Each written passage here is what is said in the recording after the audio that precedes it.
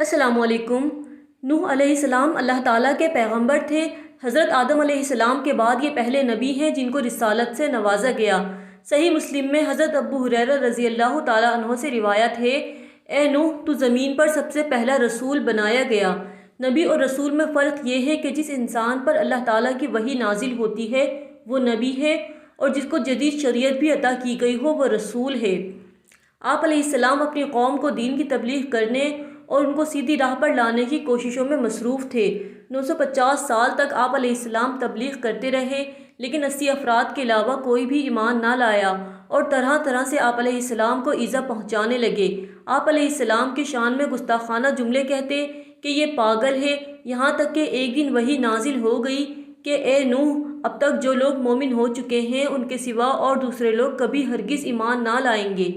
اس کے بعد آپ علیہ السلام اپنی قوم کے ایمان لانے سے نا امید ہو گئے۔ اللہ تعالیٰ نے آپ علیہ السلام کی قوم پر آنے والے طوفان کی خبر دی اور آپ کو ایک کشتی تیار کرنے کا حکم دیا گیا۔ ابھی طوفان آنے میں 200 سال باقی تھے اور آپ علیہ السلام کو کشتی بنانے کے لیے لکڑی کی ضرورت تھی، لہٰذا آپ نے لکڑی حاصل کرنے کی غرض سے ساگوان نامی کچھ درخت لگائے جن کی لکڑی بہت مضبوط ہوتی ہے۔ یہ درخت 100 سال میں تیار ہوئے۔ اس کے بعد آپ علیہ السلام نے ایمان لانے والوں کے ساتھ مل کر دنیا کی پہلی کشتی بنانے کا کام شروع کر دیا۔ اس دوران حضرت نوح علیہ السلام کی قوم کے برے لوگ آپ کو طرح طرح سے ستایا کرتے اور دل دکھانے والی باتیں کیا کرتے تھے، لیکن آپ صبر سے کام لیتے رہے اور ان لوگوں کی باتوں پر توجہ دیے بغیر کشتی کی تیاری میں لگے رہے۔ اللہ کے عذاب کا وقت قریب آیا تو حضرت نوح علیہ السلام نے پہلی علامت یہ دیکھی کہ ان کے گھر کے تنور سے پانی ابلنا شروع ہو گیا ہے۔ حضرت نوح علیہ السلام کو حکم ہوا کہ اپنے ماننے والوں کے ہمراہ کشتی میں سوار ہو جائیں اور ہر جاندار کا ایک ایک جوڑا کشتی میں رکھ لیں۔ جب حضرت نوح علیہ السلام کی بیوی، بہوئیں اور بیٹے سام، حام اور یافس اور تمام جاندار کشتی میں سوار ہو گئے تو حکم الہی ہوا، اے پانی برسنا شروع ہو جا، اور زمین کے چشموں کو حکم دیا گیا کہ وہ پوری طرح ابل پڑے۔ باد و بارہ کے اس عظیم الشان طوفان میں کشتی بحفاظت تیرتی رہی۔ طوفانی ہواؤں اور بارشوں کا سلسلہ ایک مدت تک جاری رہا، یہاں تک کہ تمام منکرین توحید غرق آب ہو گئے اور اپنے انجام کو پہنچ گئے۔ حضرت نوح علیہ السلام کی ایک بیوی واحلہ اور اس کا بیٹا یام یا قنعان ایمان نہ لائے اور کشتی میں سوار نہ ہوئے۔ حضرت نوح علیہ السلام نے طوفانی عذاب کے وقت اپنے بیٹے یام کی حفاظت کے لیے اللہ پاک سے دعا کی۔ اللہ پاک فرماتے ہیں، اور نوح نے اپنے رب کو پکارا اور کہا کہ اے پروردگار، میرا بیٹا میرے اہل ہی میں سے ہے اور تیرا وعدہ سچا ہے اور تو بہترین حاکموں میں سے ہے۔ اللہ تعالیٰ نے فرمایا، اے نوح، یہ تیرے اہل میں سے نہیں ہے، یہ بد کردار ہے، بس تجھ کو ایسا سوال نہ کرنا چاہیے جس کے بارے میں تجھ کو علم نہ ہو۔ میں بلا شبہ تجھ کو نصیحت کرتا ہوں کہ تو نادانوں میں سے نہ بن۔ حضرت نوح علیہ السلام نے عرض کیا، اے رب، میں تیری پناہ چاہتا ہوں کہ تجھ سے ایسا سوال کروں جس کے متعلق مجھے علم نہ ہو، اور اگر تو نے مجھے معاف نہیں کیا اور رحم نہیں کیا تو میں نقصان اٹھانے والوں میں سے ہوں گا۔ حکم الہی ہوا، اے نوح، ہماری جانب سے تو اور تیرے ہمراہی ہماری سلامتی اور برکتوں کے ساتھ زمین پر اترو۔ پانی بڑھتا چلا گیا اور ہر شے پانی میں غرق ہو گئی۔ 40 دن تک پانی برستا رہا، زمین سے پانی ابلتا رہا اور کشتی کم و بیش 6.5 ماہ تک پانی پر تیرتی رہی۔ اس کے بعد حکم الہی سے عذاب ختم ہو گیا تو کشتی نوح جودی پہاڑ پر جا کر ٹھہر گئی۔ آہستہ آہستہ پانی ختم ہوتا چلا گیا۔ دوستو، اب سائنسدانوں نے اس کشتی کا سراغ لگا لیا ہے۔ میل آن لائن کی رپورٹ کے مطابق قرآن مجید کی طرح بائبل میں بھی یہ واقعہ درج ہے، اور ماہرین کے ایک گروپ نے بائبل میں بیان کیے گئے واقعے کے مطابق اس تحقیق کا آغاز کیا اور اب بالآخر ترکی میں واقع ارارات نامی پہاڑ پر کشتی نوح کے واقعات تلاش کرنے میں کامیاب ہو گئے ہیں۔ رپورٹ کے مطابق ترکی اور چین کے سائنسدانوں نے 2010 میں ترکی کے صوبے اگری میں واقع ارارات پہاڑی پر تلاش کی اور نوح علیہ السلام کی کشتی کے باقیات تلاش کرنے میں کامیاب رہے۔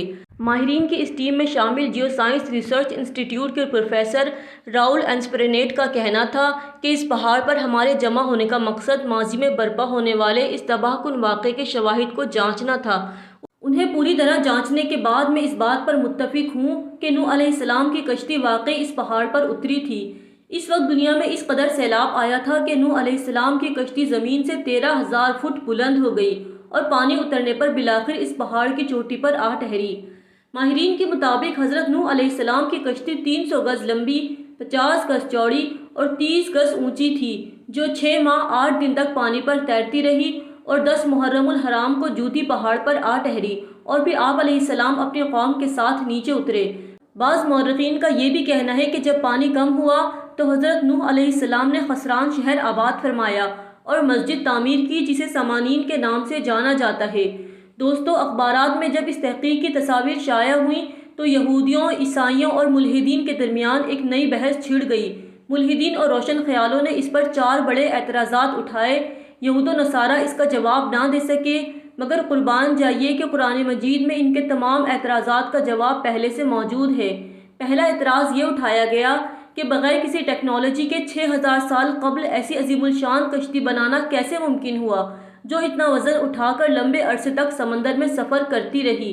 اس کا جواب قرآن پاک میں یوں دیا گیا ہے، وَحَمَلْنَاهُ عَلَى ذَاتِ الْوَاحٍ وَدُسُرٍ، اور ہم نے اسے تختوں اور کیلوں والی کشتی پر سوار کرا لیا۔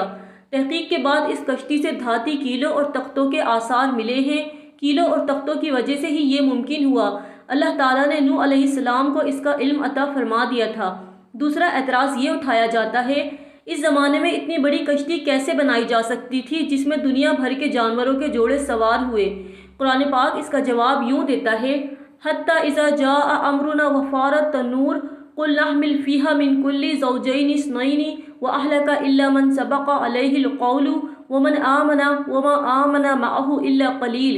یہاں تک کہ جب ہمارا حکم آ پہنچا اور تنور ابلنے لگا، ہم نے کہا کہ اس کشتی میں ہر قسم کے جانداروں میں سے جوڑے، یعنی 2 جانور، ایک نر اور ایک مادہ سوار کرا لے، اور اپنے گھر کے لوگوں کو بھی سوائے ان کے جن پر پہلے سے بات پڑ چکی ہے، اور سب ایمان والوں کو بھی۔ حالانکہ اس کے ساتھ ایمان لانے والے بہت ہی کم تھے، یعنی یہ کشتی کوئی عام کشتی نہ تھی بلکہ بہت بڑی کشتی تھی۔ یہ کشتی 3 منزلہ ہے اور بہت لمبی چوڑی ہے۔ اس میں 522 ریل کے ڈبے سوار کیے جا سکتے ہیں۔ 25,000 جانوروں کی گنجائش موجود ہے، اس لیے اتنے جانوروں کا سما جانا بالکل درست ہے۔ تیسرا اعتراض یہ اٹھایا گیا کہ اتنی بڑی کشتی اتنے عظیم الشان طوفان میں بغیر لنگر کے کیسے تیر سکتی ہے؟ اس کا جواب قرآن پاک میں یوں دیا گیا ہے، وَقَالَ ارْكَبُوا فِيهَا بِسْمِ اللَّهِ مَجْرَاهَا وَمُرْسَاهَا إِنَّ رَبِّي لَغَفُورٌ رَحِيمٌ۔ نوح علیہ السلام نے کہا، اس کشتی میں بیٹھ جاؤ، اللہ ہی کے نام سے اس کا چلنا اور ٹھہرنا ہے، یقیناً میرا رب بڑی بخشش اور بڑے رحم والا ہے۔ حیرت انگیز طور پر جس پہاڑ پر یہ کشتی ٹھہری تھی، اس کے نیچے وادی میں چٹانوں کے نیچے بڑے بڑے لنگر دریافت ہوئے ہیں، وہ اسی کشتی کے لنگر ہیں۔ چوتھا اعتراض یہ اٹھایا گیا کہ ایک لکڑی کی کشتی اتنے لمبے عرصے تک ایک پہاڑ کی چوٹی پر کیسے باقی رہی؟ اس کا جواب قرآن پاک میں یوں دیا گیا ہے، وَلَقَدْ تَرَكْنَاهَا آیَةً فَهَلْ مِن مُدَّکِرٍ، اور ہم نے اسے اہل دنیا کے لیے اپنی قدرت کی نشانی بنایا ہے، تو ہے کوئی نصیحت حاصل کرنے والا؟ حالیہ تحقیق سے پتہ چلتا ہے اس پورے پہاڑی سلسلے میں صرف اسی پہاڑ کی چوٹی پر برف ہے جہاں یہ کشتی ہے۔ برف کی وجہ سے یہ کشتی بالکل محفوظ رہی۔ اللہ اکبر!